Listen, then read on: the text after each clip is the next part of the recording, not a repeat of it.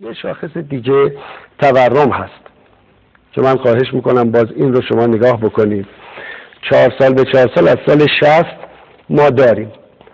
در 4 ساله اول دولت ها نرخ تورم علیرغم بحران جهانی، علیرغم این همه بدهی دولت های قبلی به بانک مرکزی، 4 سال اول این دولت از بقیه کمتره.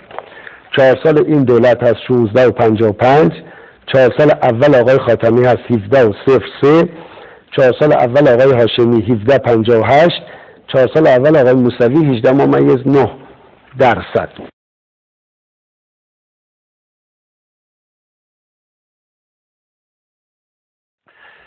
بحث شده که در صحبت‌های قبلی نرخ تورم 15%. نرخ تورم 15%.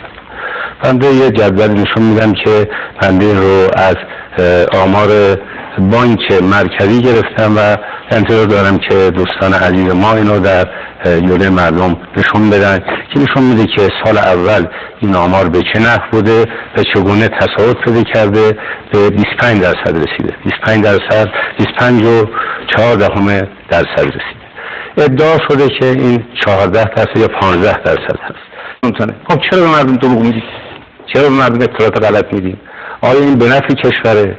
آیا برای 2 روز در روی یه پستی موندن، در یک مقامی قرار گرفتن یا یکی رو اصلا از میدان بدر کردن درست هست که به مردم؟